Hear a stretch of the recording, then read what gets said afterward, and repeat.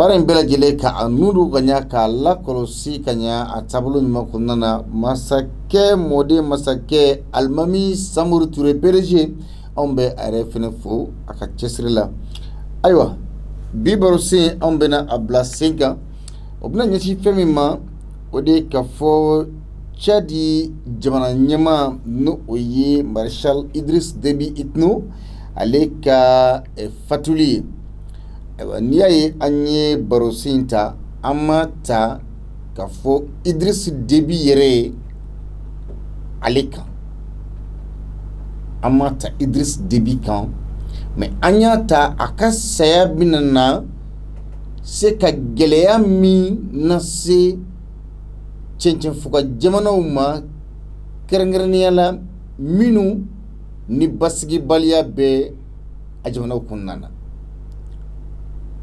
mbesikaka c'est-à-dire émission thème takunte Idriss Déby yere koyi mais akasaya donc akasaya binana geleya mina se cencen fuka jamana uma minu ni basigi baliya be lakana sirakan notamment Burkina Faso, Niger, Mali, donc Gelambe.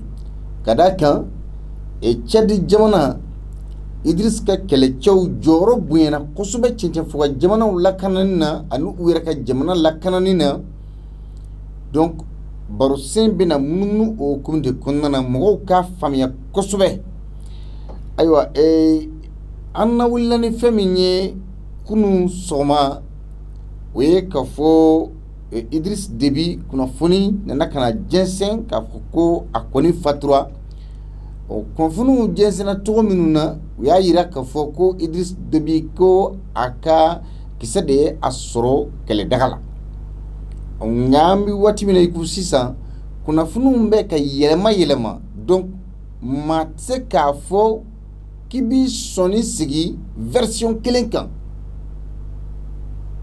bara forako marfakse ya soro kele dagala Idriss Déby tiendo kele dagala taka kunu kun kadaye kadaka soda sido donc akaye kele daga kunna utun kadaye aye tama chamange kata kele daga kono wa ayre bora janfa chamauna min tun nyeshina ama ni ubitalike anikene krabali janfaula ani fanga ere ndarakili ala u janfau aywa nga kuna funi wara nana kana boka bin ka fu ko Idriss Déby kuno ko amma marfa kisema asro kele daga la konga ko la jere do de meka ke fu fama dama ni nyonche no ye soda si nyema do ani alini nyonche o ko makaun fora nyogon ko makaun tara nyogon kan mini généraux nani ko olu bonena unina fara Idriss Déby kan donc au kama mo yininga meme nga page mi animé page WhatsApp émission nga page mi ma animé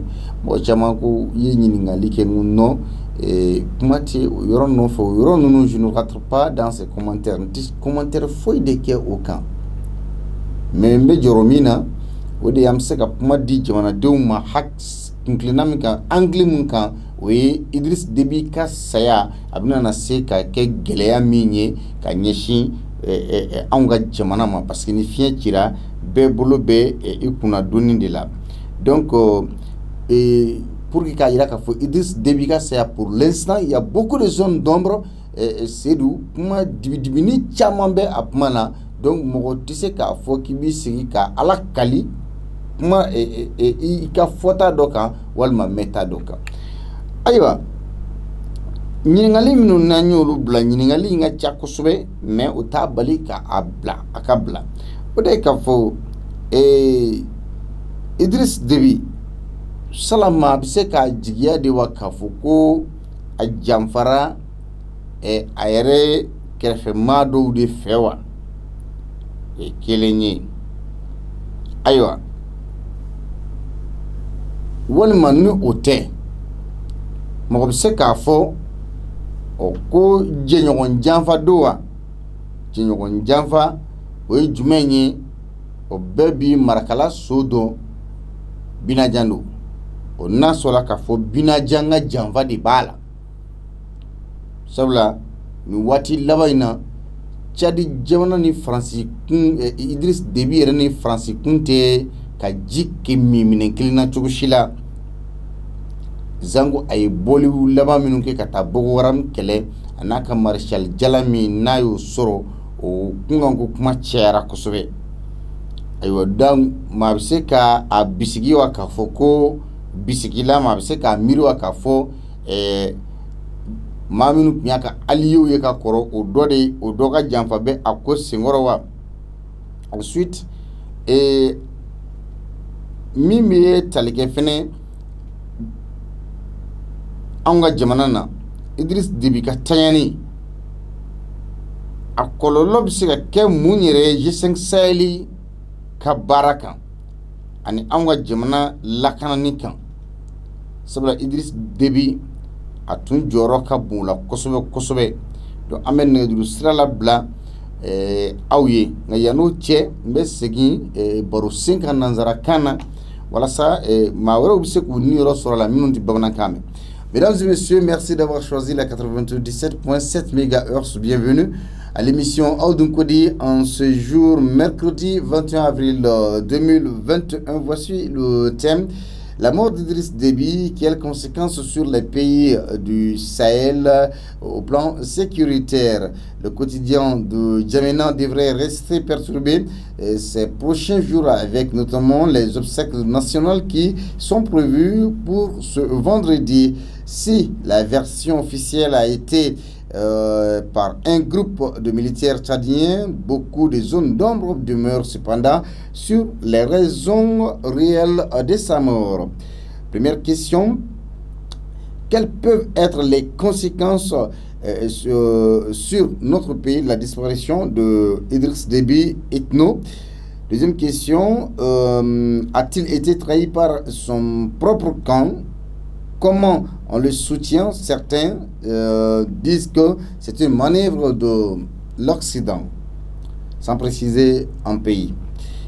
Et ensuite, la dernière question, quelles peuvent également être les conséquences de la mise en marche de la machine du G5 Sahel? Pour participer, appelez au 106 74 33 48 bureau numéro binani ani segi Aoudoun Kodi donye barosen koni nablale ka nɛgɛjuru sira labila aw ye b'a ɲini aw fɛ je veux pas vraiment rentrer dans des faux débats parce que quand on suit les réseaux sociaux suivent beaucoup ont profité qu'à essayer qu'à en cas soldats droit surtout les autorités de la transition, les militaires et autres. Moi, je pense qu'il ne faut pas entrer dans des faux débats. Le cas tchadien et le cas malien c'est deux cas différents. Le Mali est plongé dans une crise multidimensionnelle, c'est-à-dire à tous les niveaux. Mali plongé l'embé. Et moi je pense, un appel que je lance à tous les Maliens B, Anga Ladje, vraiment, c'est vrai nanga autorité ou djengana ou la clé quoi. Mais moi la gauchibate moi la clé quoi. Moi la gauchini moi la caribate moi la clé. Adama dinti glantin quoi.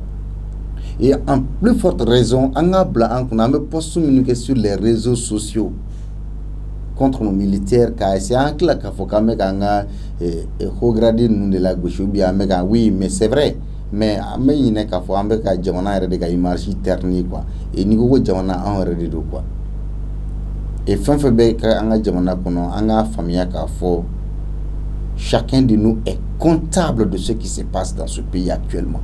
Chacun de nous est comptable. Donc vraiment ni agelera do kana tedron ki furi ka ba glugi ba koro ka betru da mo clé. donc an bɛ essayer Mali bɛ wagati de kɔnɔ an kan ka solution de ɲini ka fɛɛrɛw ɲini même si il faut galvaniser nos troupes ka essayer ka dusudon kumaw fu u ye mais mɔgɔ bɛ dusudon mɔgɔ kɔnɔ ka sɔrɔ i m'a la gosi i m'a la kari quoi vraiment ne fɛn minnu ye réseaux sociaux sanfɛ kunun commentaires ni fɛnw na chacun est libre de commenter comme il veut mais tiɲɛ yɛrɛ la an ka fara fama la gosi ba ma quoi fama la kari ba ma quoi c'est pas bon il y a famille donc vraiment oui c'est un message que je lance surtout Mali be situation min kono actuellement Mali mako be a denw ka hakilina ɲuman de la ka bɔ gɛlɛya kɔnɔ ni dun ka kuma fɔ bi Mali kɔnɔna na yan nɔ n'a ni min ta tɛ taa jimi sira kelen fɛ dɔrɔn ni mi cogo dɔn i b'i yɛrɛ fɛnsɛnnen ye réseaux sociaux sanfɛ dɔ na dɔ f'i fa ma dɔ na dɔ f'i ba ma dɔ na dɔ f'i yɛrɛ ma et moi je pense que aujourd'hui Malien mako be min na c'est le concret an ka taga ni concret les faux débats an ka essayer k'o ye k'o to yen nɔ les faux commentaires an k'o to yen an ka ɲɛsin essentiellement qui est notre pays donc o de bɛ anw arranger kosɛbɛ o de ye n ka message ye n bɛ min lancer donc vraiment ɲi émission ta fɛn min kan n bɛ segin a kan maa ta k'a fɔ Idriss Déby kun ye cɛfarin ye cɛŋana kun don o fɛn maa ta n'o hakilina ye n y'a ta Idriss Déby ka saya a kɔlɔlɔ min bɛ se ka kɔlɔlɔ min b'a la n'a bɛ se ka ɲɛsin anw ka jamana ma parce que mɔgɔ kun don fɛnɛ min en réalité a ka sɔrɔdasiw sɛbɛ dɔnnen don donc mɔgɔ min kun don fɛnɛ G5 Sahel baara sabatili la a tun ka laɲini kun ye o ye kosɛbɛ un vrai panafricaniste donc a bɛ ta la o angle ninnu de kɔnɔna na mais a tɛ ta la k'a fɔ ka Idriss Déby ka saya kɛ k'an ka sɔrɔdasiw lagosi walima ka vraiment ni donna n'o fɛngɛ ninnu je serais obligé de couper qu'on aille avec l'essentiel an ka débat bila au top niveau là o de cɛ kan ye 66 74 33 48 64 74 43 48 nɛgɛjuru sira nin ye a labilalen aw ye aw ka radio sanfɛ liberté émission aw dun ko de donc Idriss Déby ka saya ni a lajɛ a kɔlɔlɔ bɛ se ka kɛ mun de ye cɛncɛnfuga jamanaw ma sanko basigibaliya bɛ jamana minnu kɔnɔna na Mali b'o la Burkina Faso b'o la Niger bɛ o la allo Sylvain, ça va? Oui, ça va. Comment allez-vous? I tɔgɔ ni jamu i b'an wele ka bɔ min? Dramé de Sokoro. Pardon? Sar Dramé ka bɔ Sokoro. Ah, monsieur Dramé, Sokoroji kaw ka kɛnɛ? Baasi foyi t'o la. D'accord, Ala ka sunkalo tɔ timɛ ko ɲuman d'a ma. Amina. Monsieur Dramé, Idriss Déby a ka saya e yɛrɛ fɛ a bɛ se ka kɔlɔlɔ jumɛn lase cɛncɛnfuga jamanaw ma kɛrɛnkɛrɛnnenya la anw ka jamana? Sylvain, kabini nin kuma in fɔra ne yɛrɛ ye bi cɛ ma se ka fɔ n yɛrɛ ye. Parce que Kadhafi sara san 10 ni ko. An b'o kɔlɔlɔ kɔnɔ cɛncɛn jamana b'o kɔlɔlɔ kɔnɔ. Oui. Peut-être mɔgɔ min cɛsirilen don cɛncɛn jamana ninnu na kosɛbɛ o ye Tchad de ye. Oui. Bon ne kɔni jɔrɔna ko yɛrɛ Tchad fana kana taa ɲagami na fɔ Libi kɛra banjandila ye cogo min. Fɛn sugu bɛɛ b'i yɛlɛma ten bɛɛ bɛ marifa ta yɛlɛma. Bon ne kɔni bolo an kan ka jɔrɔ ni Tchad ye min ye Libi sɔrɔ o ɲɔgɔnna kana kɛ Tchad. Tchad mana kɛ cogo cogo a kun b'aw ni Libi sanfɛla Libi cɛ quoi a mana kɛ cogo cogo olu b'u fasa fili yanni mɔgɔw ka tɛmɛ ka ɲɛf'a ma. Mais e yɛrɛ fɛ Mali kan ka fɛɛrɛ jumɛn fɛnɛ de bila sen kan bi Mali ɲɛmɔgɔw ka fara malidenw yɛrɛ kan an kan ka fɛɛrɛ jumɛnw de bila sen kan pour que an bɛ ka siran kɔlɔlɔ min ye o kɔlɔlɔ kana na bin an sigilen kan parce que cɛla sɔminen fɛnɛ ye subaga ye quoi donc n'an sɔmina an bɛ se ka soli ka wuli cogo dɔ la pour que an ka se k'an seyɔrɔ sɔrɔ. Bon ne yɛrɛ kɔni bolo farafinna bɛɛ de kan ka wuli ka solution ɲini nin na sinon nin ko in bon franchement a tɛmɛna ne dɔn ko kan quoi. Oui, puisque farafin jamanaw yɛrɛ dama bɛ ka ɲɔgɔn janfa n'i y'a jateminɛ farafin jamanaw yɛrɛ dama kelen bɛ ka ɲɔgɔn janfa kosɛbɛ donc ni sanfiɲɛ cira bɛɛ bolo b'i kunnadonni na donc Mali kan k'a ka kunnadonni minɛ cogo di? Ne kɔni bɛ se ka min fɔ Mali ta la an kan k'an jija dɔrɔn k'an ka armée ka hakili to an ka fɔlɔ. Voilà, bon, donc comment on prend la chance là, nous bela de la dinde bo mali kokoni bo ame do de kedro comme ala matin be joro mi fendo yala ba ke choko mi yala de bo donc ala kan kisi kan tan mais Dramé mo be se ka Idriss Déby ka saya ke janfa ye wa bon ne ko nya ke janfa ina fo kala fi fakara choko mi ouais parce que ba ale ka ta sa ni choko ala ta be président Kuturu bon amma se ka do bombardement de kera ka fagawa bon c'est vraiment très très attiré ka foko ici à sur la scène de la walma ou ya ka mobile de bombarder wa bon ne ma se ka dala ko rebelu mana ke choko bon kan ni combat de traverser kana président Kuturu faga combat la ama no quoi ne ko ni Allah la de munga ne ma dala mi janfa ko ni ba ko no abena fo ni shekli fara mami kunshwa kongoron guru ka janfa be wala quoi Sylvain Béa kuma cɛ ni min kun cɛ ni min ye farafina fɔ an ka wuli farafina ka wuli ka u cɛsiri sinon anw tɛ marifa dilan diɲɛ marifa bɛɛ bɛna ci anw de fɛ yan isa ne ka fɛn minnu kɛ ninnu tɛ solution n'an ye hali jadisi minnu lasigi fana hakilina in de yɛlɛma mɔgɔ min bɛ nin hakilina in ta ka marifa ta ɲɔgɔn na fa afirikɛ ɲɔgɔnw kama an ka se ka solution ɲini ka hakilina in de yɛlɛma ka bɔ mɔgɔw la sinon i bɛ dɔ faga dɔ bɛ wuli i bɛ minnu faga farafindenw de don minnu fana bɛ nin faga farafindenw de don Merci beaucoup Dramé. 66 74 33 48 biworoni woro biulum la nani. Bisaba binani seki. Allô. Allô André. Somoro be togoni jamu bangole kabomi. Ben Traoré Mayamou. Pardon. Hussein Traoré Mayamou. Monsieur Traoré Kabo Mayambougou. Idriss Déby ka fatuli ere bulo a kololo bisika ke munye chenchen fuka jamana ka no ye Sahel jamana mais précisément a kololo bisika ke munye Malika. Ni fo me arado la mabaka bela jere fo. Oui. Ouais am se fo kololo bisika ala. Sabo kadaga tadi sorosu jolendo joda dola on fer. Jora mini aga gridon.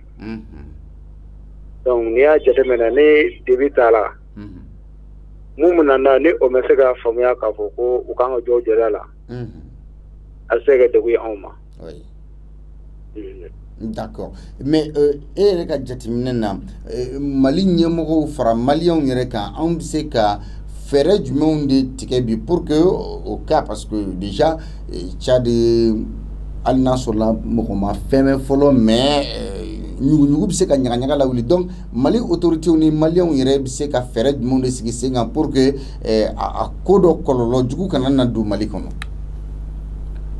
o ka ga fami ni o la be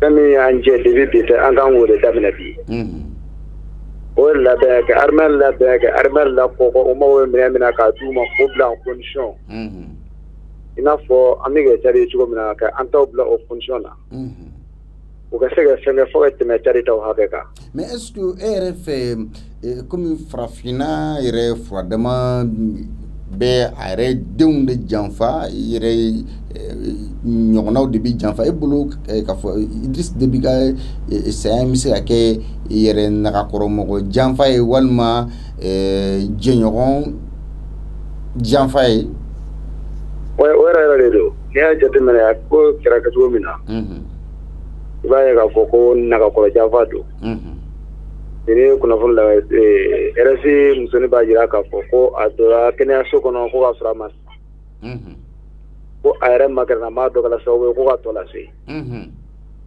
ni o ye ni ama ya to la so ko ke fo la de ke donc fo frafina jamana dio frafindo ga do ka fo ti farana tanya ne frafina dio de ni mun kala sawobe ka fo adna baranyma ka anga faraw ka ango de mango ni kishi anga de aka bara kuno mo ko dafa dente har na sur erel dot na Idriss Déby la mais akme afaso ko ni fe o jelendo akala on fa akala farafina jamana wore ka anga dio de na kala pa nya bishi afaso ma anga la janga de Ok, merci beaucoup, Traoré.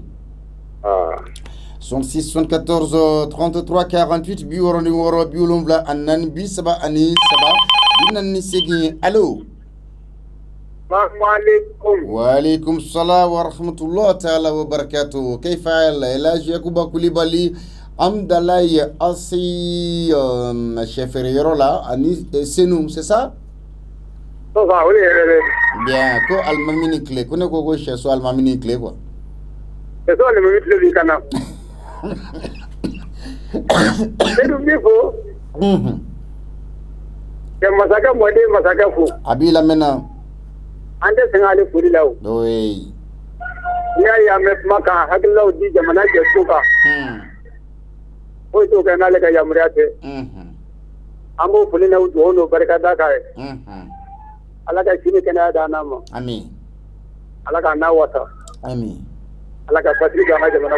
Amin. Kira bunya ko so. Bismillah. Aywa Idriss Déby no Tchadi masake ale ka sayako kuma okoni ka fatuli kera kununga kuma be yoro min no fe ere bolo Idriss Déby ye mankutu minu me akan anu aye aka soda subla Mali demel la sira minu ka aka ni fatuli bi se ke kololo jume ye ka nyesi cence fuka jamana uma kerenkerne yana Mali jamana yare ko ni ngali jala ko se Déby bafo anda digo kaye alaka hinano alaka ya fakama ni ngere inga ne bafo Mali kele kedo di fatula ni inga ne bafo farafina kele kedo di fatula keda era ke kele kedo na kan ngania nyimaka ale Mali de mina ni dimite kono dimite benya bala ni dimite aya tego ka Mali yana ka sa salima Amo fulino barka da ka siye alaka hilali islamatila bismillah.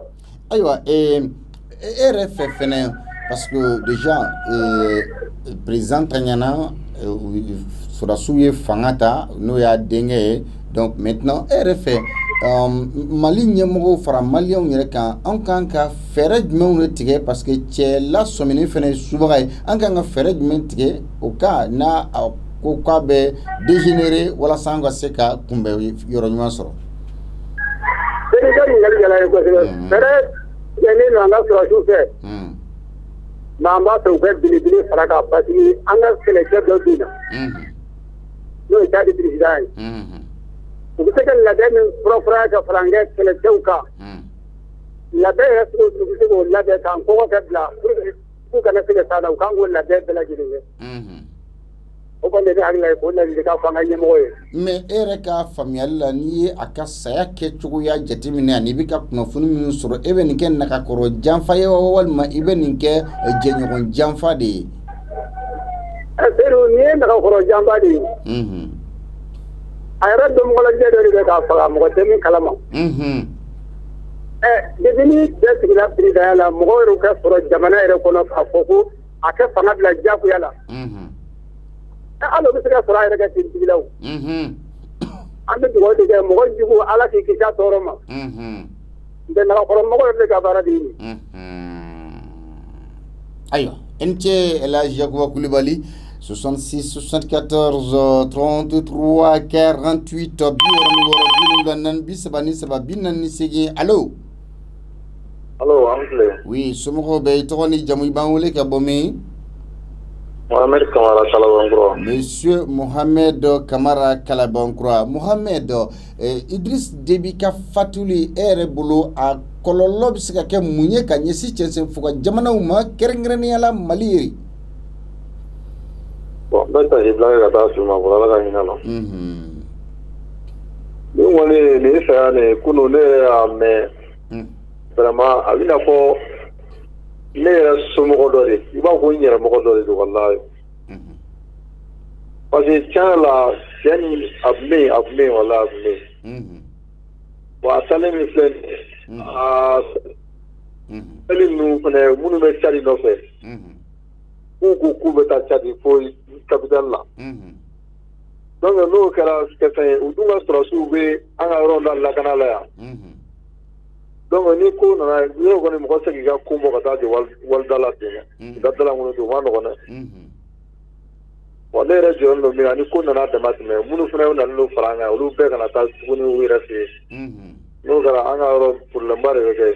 Mais d'accord, mais comme i da sera yɔrɔ Mali ɲɛmɔgɔw ni malidenw yɛrɛ bɛ se ka fɛɛrɛ ɲuman jumɛn dɔw de bila sen kan pour que ni a ko a bɛna yɛlɛma bolo wɛrɛ kan pour que ka sɔrɔ Mali labɛnnen sigilen don.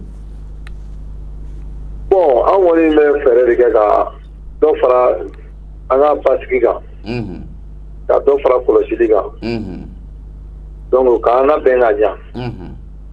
Parce que ni ko in filɛ cogo min na an ka kɛlɛ ni cata kelenw tɛ dɔn parce que an ka jamana fan bɛɛ ɲagaminen don mais janto yɛrɛ la o fana kɔlɔsiw ka ɲi kosɛbɛ quoi pour que an ka dɔ fara vigilance kan kosɛbɛ yɛrɛ de. D'accord, e bɛ e yɛrɛ bolo nagakɔrɔ janfa don wa walima yɔrɔ janfa de don?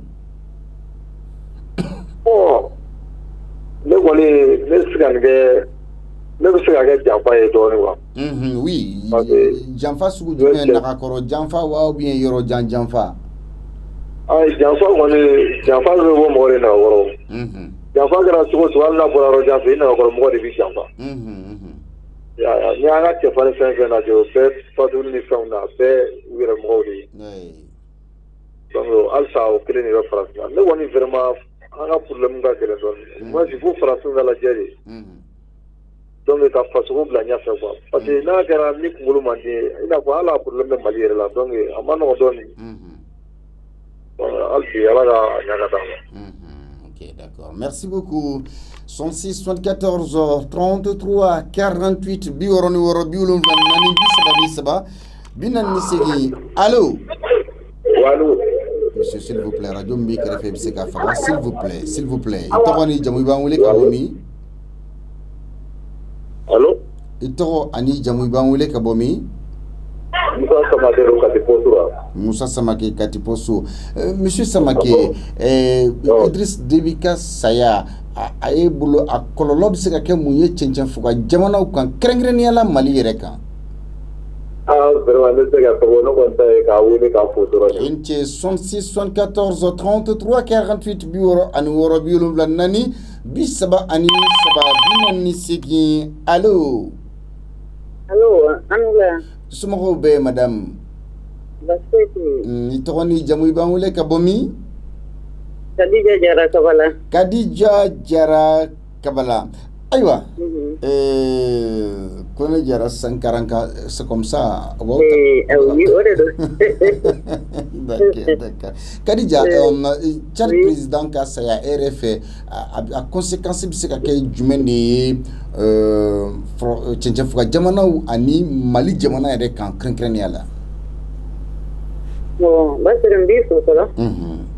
Ka tasibila kɛ ka taa Idriss Déby yɛrɛ ma. Bon, nin kɔni nin kɔlɔlɔ an ka Mali k'i sigi n'a kɔlɔlɔ ye dɛ.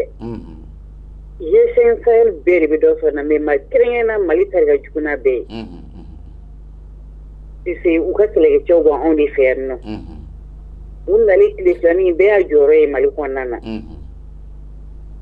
An kɔni an bɛ Ala de bolo sa n'o tɛ a kɔlɔlɔba de bɛ s'an ma. Mais e yɛrɛ ka hakilina na Mali autorités kan ka fɛɛrɛ jumɛnw de sigi sen kan ani ka fara malidenw yɛrɛ kan pour que au cas où ça dégénère de l'autre côté pour que vraiment a kana a retomber ou kana na bi Mali kan ka dama tɛmɛ. Bon, Mali autorités ko ne kɔni b'a ɲini fɛ ni cɛsirikɛla ye taa nin u ka tan wɛrɛ fara kan. Tirintigiw y'o ka fan y'o ye autorités yɛrɛ fana. Société civile an bɛɛ de kan ka jɛ ka fara ɲɔgɔn kan.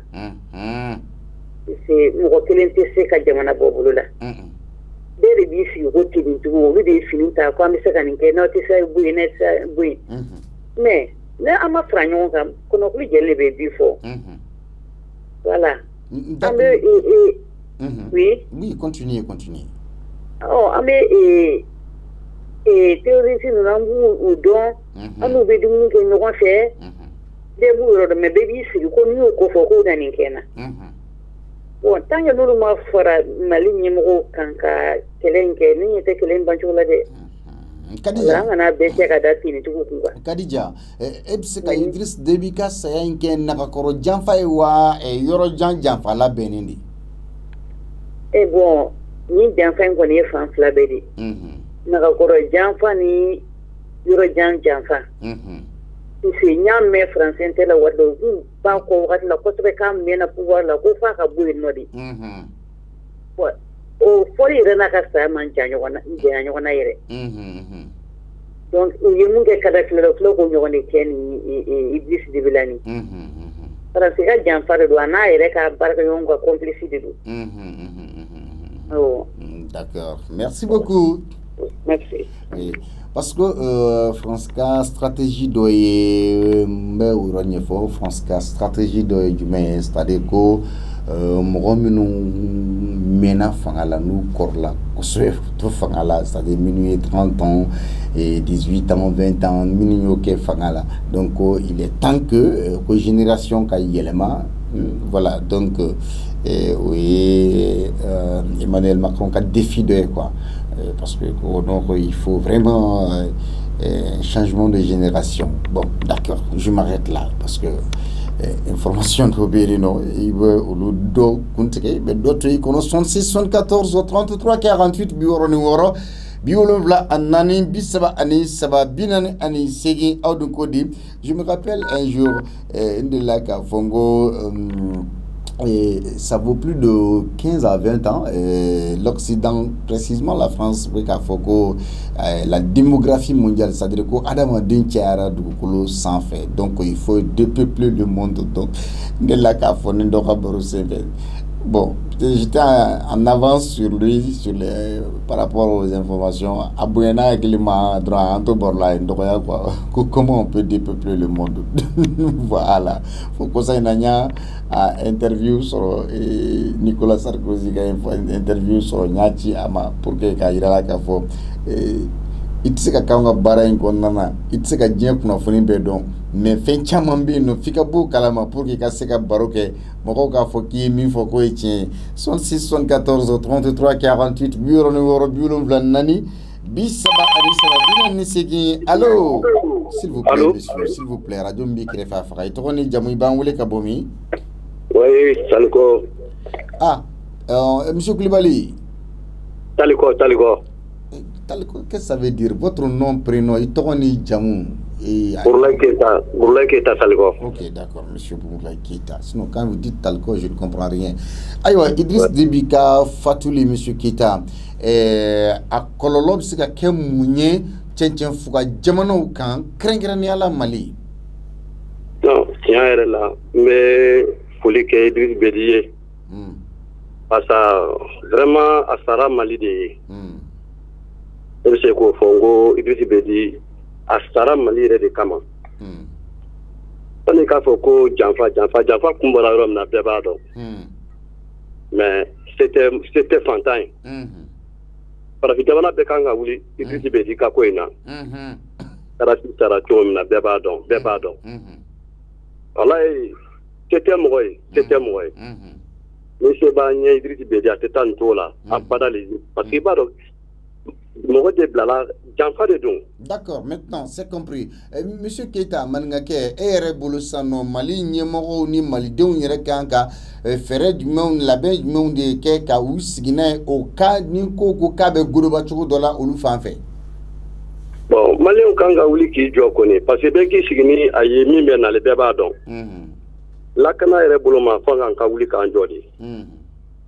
Nama wuli kanjo ko mi ben nale ni ya dam nale ni kele tu madame na de kele da na sisane da wala fio parce que ne pas donc cho ni kunye muyi a tete ka bane vraiment mo jigi tera malla di ko sabe an jigi tera malla di ko sabe re ko ni be ka tiare fi parce que vraiment ne yante solution fouille vraiment mais ça les jamana sabain Niger et Burkina et Mali yere de ta ka duguna be bon vraiment, à côté de la mobile dans quoi. Mais est-ce que, attendez, quand vous dites que solution non à côté de la boloda, est-ce que bisi ka la jeté, ka fono solution à côté de la boloda, il va la jeter na par l'aventure minawa.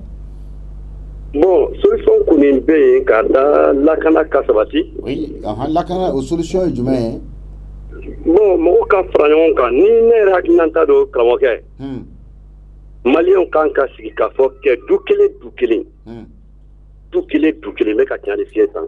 N tɛ kelen ka solution dɔ di nin yan. Non mais du kelen bɛɛ ka i bolo fara ɲɔgɔn kan. Hali n'a kɛra du kelen 1000. U ka wari fara ɲɔgɔn kan.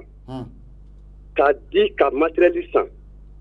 Attendez, mɔgɔw ye wari bɔ ka di ko ka matériel san hali sini sɔgɔma a matériel ko Mali minnu tun bɛ Mali ɲɛmɔgɔya la u m'a fɔ mɔgɔw ye a ka fi u ma compte rendu foyi kɛ ensuite miliyari 1000 tununa matériel sanniko la hali an filɛ yɔrɔ min na fɛnɛ o sɛgɛsɛgɛli ma taa yɔrɔ si et vous demandez encore e ko hali bi ko du kelen kan ka 1000 bɔ mɔgɔ bi si kɛ o wari bɔ fɛnɛ na i b'a bɔ k'a di a bɛ dun o bɛ ɲa.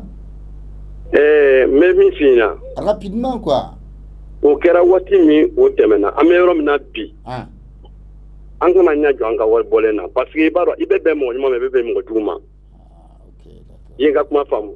OK, merci beaucoup. 66 74 33 48 64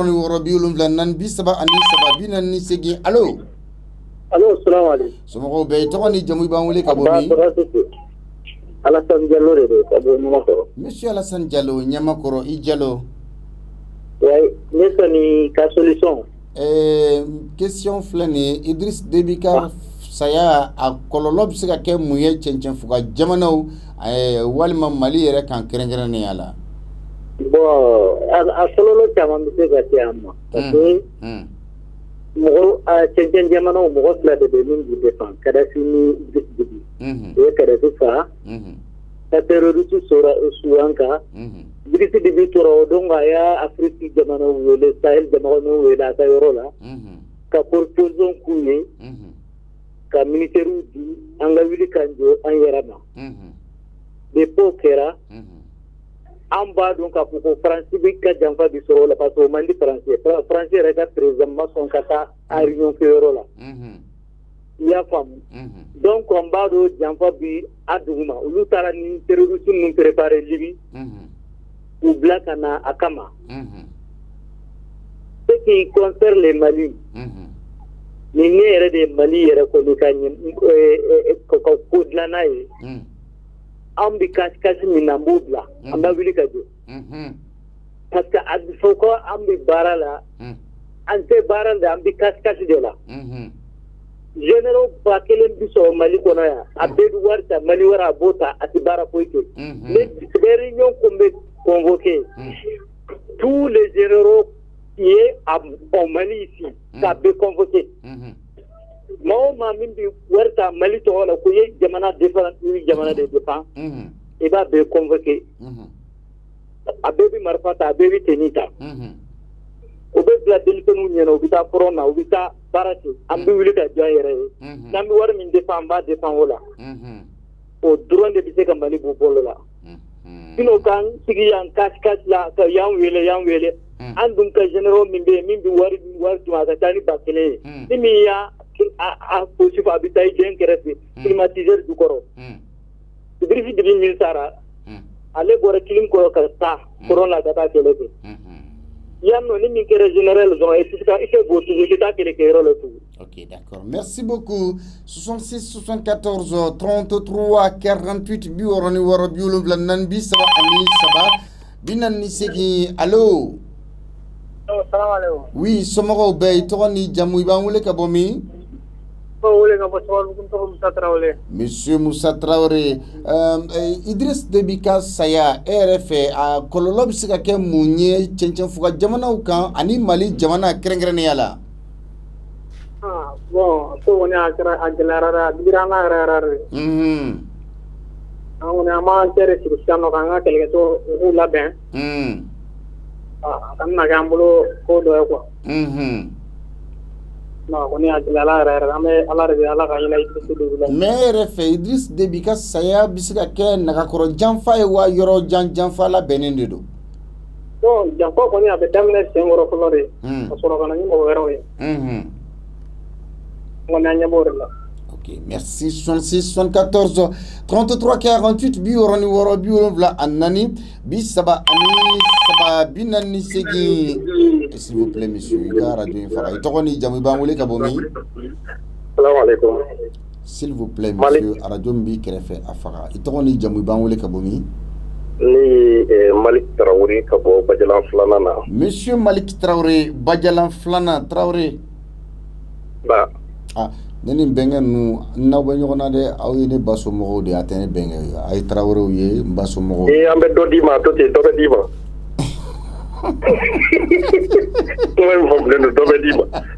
d'accord monsieur Traoré Idriss Déby ka saya kololo jumem bi se ka se fuka jamana uma Mali yere krengre ne ala antise ka afo a conséquence a kololo fo ka sadana parce que muna communiquer kera ka sa tendi oui et c'est ka jamana be ma krengre ne ana Mali oui lourde perte on ka ni on mando tara oui o ala be se ka fe na ta ko fe min ba ke ka teme Idriss Déby yere fanaka oui donc ambo de souhaiter ala ka manati a kofe min ba ke ka teme Déby yere kan ni ala yo noya an ne bolo a ke sababu ye kololo keme ban fe ya tuguni o bi ban comme on be do wula be ala della sangani wati o ala ti foyi ke gansa donc o koni o yenka ye menama koyi kramo a tieni bi bunya sabula na farala kadafika kololo kan mais bela benge RF Mali nyemoro fara Mali don yere kan am se ka fere mon fenen de la be kan on sigi au cas où ça dégénère de l'autre côté. Voilà, donc am se ka fere min ti o fere ni fere kelendi oui Mali yere divisé un peuple un but une fois. Oui. Il est temps que les Maliens se donnent la main. En cas où Bella Djelem Blanc, il faut laisser l'esprit de l'intérêt personnel. En cas de blanc au devant de tous. Donc, nous, Mali, il y a un fait, il y a un saraka blanc. Nanya il y a un saraka, wallahi, ma chiti, bo, ambi kuma infode, me abara ke baka diti, ma chiti, bo, rola kana jamana indlanya, atike fiyo, kwa ma, deka diye, il y a ko. Oui.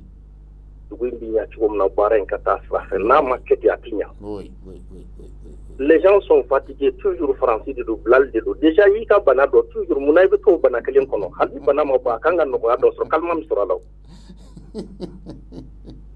Bon fiede. Oui.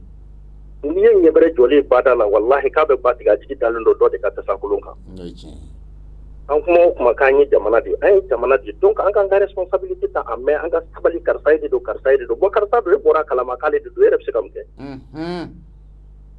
erep sekam ke jodai mi oui bon kuma kan do ba an fe ano jamana en kono akacha kosobe odi parce que ko karsa mo nyana mambarate politique jamana marai bo ni mo nyana mama bara makai mo nyana mangu wala jamana maratun ti soro foka teme politique sira indi fe donc o bayira ka fo ni mo nyana man bora la mo langulo de na marake donc am so mo langulo ya hukumu kono yan se yake oui le ka yedi ça c'est ma vision personnelle oui donc ou fait nous idée nous de ka blabi anga fe betui dafali ya benelo ala la abe ma dafa fana ni min jarayi mais dusu de ye mo ni fin yere yi dusu ani bara ala ya fo kira yere ka ta ci de fo mo ko no e dina ko kuma mais atseka mo ko shila kana fala la min kana kosbe donc fo an ka dugo ni kuma la ne bi mi fe nyina sa radio la ni clara sa ne bi mi ko kere fa la de bodo ni na kan ba avancer anti avancer oui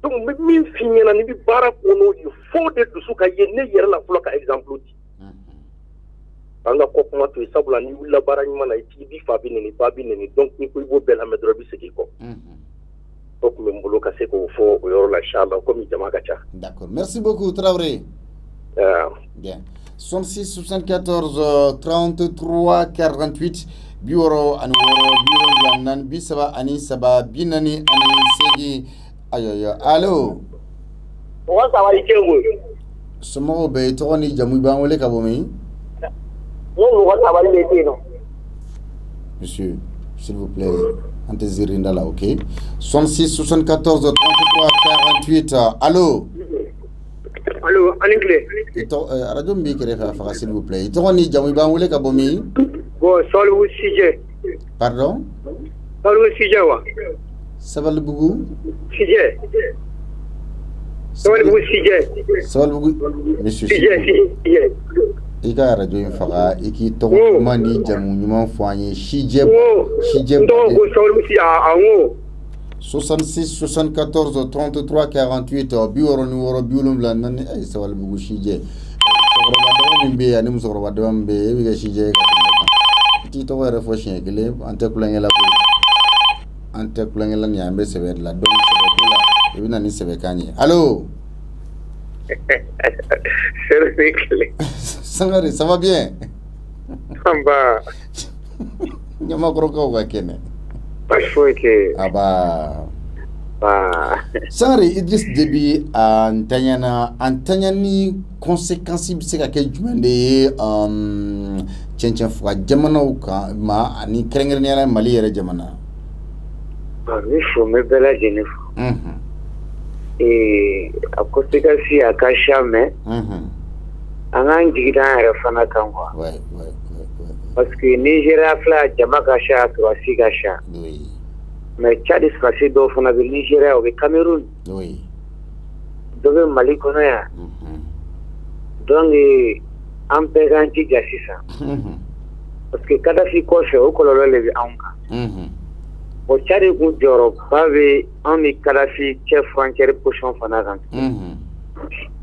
o ga so asi laba mun na ni ma ba kele ni doni nyogono le lu le be Mali ni Burkina frontière la bona geliara sa ils sont obligés de rentrer au fait gata jamana fana défend oui os na man si ko lu kono tia depuis ninkara dom na anga nyemo to banga ironyo leke de du général fa be Mali kono kibe kodon bega wole ga bela sigi ni mi di ga jorola o ga saraka tia parce que général kelengele ga dépasser beta million sala kalola alors que même en fait avec général qui qu'on doit bosser donc ça ne va pas ni mi ngonta clair oui parce que en me gamune don terga gamu aga général sur terga mais même Mali général foye kuiga kele et général jala sur terga et Idriss Déby me fatulen fleni diengono mo mi tembla marfanye fe turpu nyefe seru kana fo jamana wara le fana la tuguni de awo ke Mali donc jengo no tira ke mo président fait tuguni quoi antena nyono so tuguni président me se ga awolo dem la troupe nya fe seru anga nyamo ko fe o don de tal nya fe mo da kele nya fe a shalim bay capitaine ni e chardan chefu a shalim bawlu le fana mais mo be kadi surasu nyefe jamana wani ore ga jamana ko am e jarati baba wule yo jati me mo sala kadi kelela nyamo be sa folo tan ga se ko mo ma mais am fe an ko mo le bla e nyefe ga e nyama bla ko fe do retala de surasu mu am bolo ya chedem badem ya anga ke an re ya fula bana parce que anga roche ma be sisan sedu doso le be ga marake pour assister roche tuguni o wati kele ngona na amga colonelu dombe ambassadeur la et ku entrepôt la et gouverneur ni fo na kwa sedu ni ga bo aklima donc le président Miguel ni ala ka signal ala ka ya fama ala ka blagar gine ne maro la fura ban OK d'accord aya Miguel saudi on y sera la même ambi anyela amole fo voilà, on est là pour ma photo. D'accord, merci beaucoup Sangare. 66 74 33 48 biwolo la nani bi saba ani saba binani ani segi audun kodi. Allô. Allô. Somɔgɔw bɛ tɔgɔ ni jamu b'an wele ka bɔ min? Monsieur Salam Traoré, bɛnkɛ i ni ce. Ayiwa, rapidement, Tchadi président ka fatuli kɔlɔlɔ bɛ se ka kɛ mun ye cɛncɛnfoka jamanaw ma ani Mali yɛrɛ? Bon, tiɲɛ yɛrɛ la nin ye perte ba de donnen an bɛɛ de kun sisan, Sahel jamana bɛɛ lajɛlen. Parce que Tchad bɛ wo min datugu fan in fɛ vraiment ne kɔni an bɛ dugawu de kɛ dɔrɔn quoi. A nafa ka bon trop quoi. A nafa ka bon trop, u jɔyɔrɔ baden de bɛ yen nɔ. N'u ye yen bila dɔrɔn an b'a wo yen. Vraiment mun bɛ ne bolo k'a fɔ o yɔrɔ. D'accord. Mais Salam, e yɛrɛ fɛ Mali autorités ka fara Malidenw yɛrɛ kan, an bɛ se ka labɛn jumɛn de kɛ k'an sigi ni ko k'a bɛ godoba yen fɛ cogo wɛrɛ la, an bɛ se ka a kunbɛn cogo di? Bon, sisan o kɔni o tɛ nin an jamana saba ka tɛgɛ di ɲɔgɔn ma de kɔ. N'o ye Mali, Burukina, Niger ye. O tɛ nin an de ka bolo di ɲɔgɔn ma kɔ sisan. An kɔni b'a dɔn Tchad ta kɔni o ɲagaminen olu yɛrɛ fɛ yen olu bɛ segin. Donc sisan an de b'an bolo di ɲɔgɔn ma ka bɛn o la yan. Ok, d'accord. Merci beaucoup. 66 74 33 48 biwɔrɔ ni wɔɔrɔ 74 40 40 allo. Allo. I tɔgɔ ni jamu i b'an wele ka bɔ min? Lamini Jara ka bɔ Safo. Safo. Awɔ. Ok, d'accord. Monsieur Jara, e yɛrɛ fɛ Idriss Déby ka saya a kɔlɔlɔ bɛ se ka kɛ jumɛn ye cɛncɛnfoka jamanaw ma kɛrɛnkɛrɛnnenya la Mali? Bon, n bɛ foli kɛ e yɛrɛ fɔlɔ la fɔlɔ. I ni ka fasoden ɲuman na. Ni n tilal'o la n bɛ dugawu kɛ Idriss Déby Ala k'a dayɔrɔ nɛɛma, Ala ka yafa k'a ma, Ala ka mɛlɛkɛ ɲuman di k'a kan. Bon ni ɲɔgɔnna sɔrɔ man di dɛ karamɔgɔ. N m'a fɔ ka si sɔrɔ dɛ, a ɲɔgɔn sɔrɔ man di dɛ. Président min bɛ muguli ka bila a ka jamana ɲɛ, jamanadenw ɲɛ. O ɲɔgɔnna sɔrɔ man di dɛ. Bon, ni nin ɲɔgɔnna bɛ sɔrɔ a jamana bɛɛ yɔrɔ kelen kelen. Wallahi dɔw bɔ kɛlɛ na, mais e ka jamana e yɛrɛ k'i ka Mali ta k'a lajɛ. Maa min ka halaladenya ni a ka yɛrɛwolodenya f'i ka don yuruguyurugu kɔnɔ. O ni ninnu tɛ mɔgɔ qualité kelen ye o. Ninnu ya bileki bɔ k'a da faso ye de. Ni bɛ bɔ, ne fɔlɔ de ni bɛ bɔ, a tɔ ni ka sɔrɔ ka bɔ. Mais Mali la yan ni bɔla sariya fɔla ka i bɛ bureau kɔnɔ. An kɔni bɛ dugawu kɛ yarabi Ala ka jamana nin kisi, Ala ka jamana nin taga. Ala ka hinɛ banbaatɔ la, Ala k'a dayɔrɔ nɛɛmɛ, Ala ka barika d'a bɔ ma. E yɛrɛ min fɛnɛ bɛ i ka débat la yarabi i k'a bila kɔrɔ, i kana bila dadimi, i kana bila bana, i kana bila laban kojuguya ye. Yarabi ɲini fɛn sɔrɔ hɛrɛma bɛ Ala bolo, Ala k'a d'an ma. Kɔnɔ tɛ Mali yan. An ka dugu da Mali kɔnɔ tɛ Mali ye dɔri ye. A tɛ k'a la yiri sanfɛ. An b'an kalifa Ala de la, Ala k'an bɔ. Ne bɔra kuma na. Émission aw bɛ se k'a sɔrɔ Liberté Télévision sanfɛ ni Mali Vision b'a bolo 239 a b'a sɔrɔ la TNT sati kan 41 walima an ka chaîne YouTube bɛ yen nɔ a bɛ se k'a lajɛ o kan ka foli kɛ bɛɛ lajɛlen ye Ala